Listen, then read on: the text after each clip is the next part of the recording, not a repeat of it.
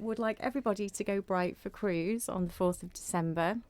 And this is to raise awareness and hopefully some funds for the Cruse Bereavement Care Service, which supports bereaved children, young people and adults.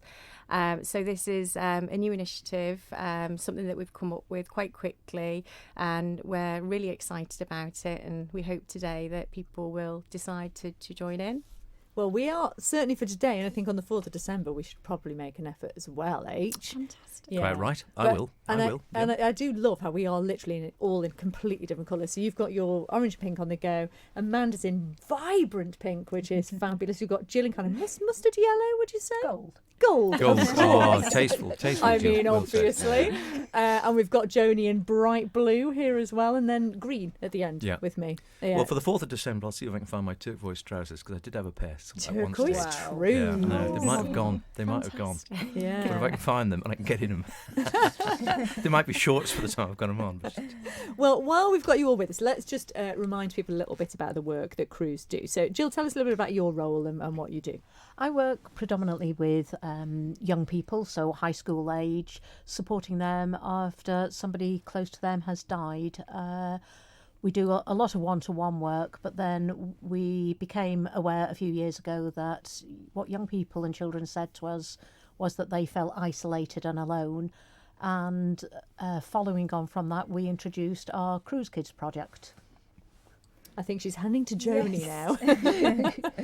Yes, so the support that we offer is more of a programme or a package of support. So we do tend to start with one-to-one support, but that can lead on to our overall programme of Cruse Kids, which is a monthly club. We have many annual events like the Christmas party coming up, family days, and we also have residential weekends, which are either focused for just the children and young people or for the whole family. And I think probably, events like this, Go Bright for Cruse, are super important, not just because it's raising awareness, Amanda, but also people often don't like to talk about this subject matter, do they? So if they can access it in a different way, it sort of helps, doesn't it? Yeah. I think just talking about bereavement and openly about support, you'll note from the event that it's what's sort of driving this is National Grief Awareness Week, which is between the 2nd and the 8th of December. And that's driven by the Good Grief Trust. So a lot of their work is about bringing bereavement services together from across the UK and all around, so people can access good support in their area. So it's about raising awareness, getting people to talk about it and being able to ask for help. Do you think it's a surprise still that, bearing in mind that none of us will go through life without suffering grief at some stage or other, and yet it still has that sort of taboo and stigma attached to it? Is that surprising? Yeah, I mean, that's exactly what I was just about to say, really. It's something that we will all experience. So Grief Awareness Week is trying to bring that conversation to the table, to normalise it, really, and to help us talk about what is typically an uncomfortable subject, but perhaps shouldn't be, perhaps should be more out in the open, and we'd be able to talk about that. And is it just actually that ability to talk? Because I know from a purely personal level, there is that thing, if you know someone who has been bereaved, I know you sometimes think, oh God, I don't know what to say. And so you end up saying nothing or avoiding the person because you're worried you're going to make it worse. It's just getting over that, isn't it? And just actually going over. Yeah, definitely. I mean, people feel like they shouldn't bring it up because they don't want to remind the person. Of course, that person will be thinking about that. Then you're not going to remind them. They will already have that on their mind. So it's something for us all to bear in mind that just saying, I'm sorry to hear about that is a big thing for somebody. And as well, we mentioned obviously National Grief Awareness Week. Jill, I think that idea that's been put forward of people sharing their stories during this week, that also helps, doesn't it? Because it makes you feel like you're not the only one.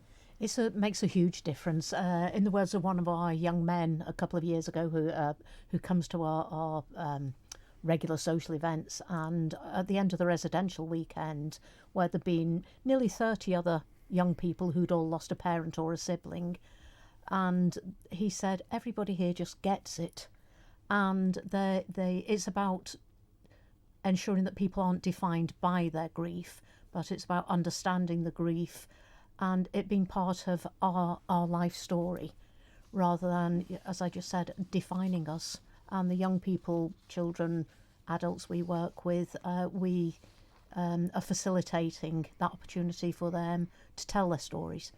Mm-hmm. And there's a lot going on during Grief Awareness Week, so it's about getting the word out, but also there's some very special things happening. The lovely Simone has been very busy. It's unfortunate she can't be here with us today to talk about it, but she set up some fabulous things. There's going to be a lot of light and colour going around the island, isn't there, Amanda?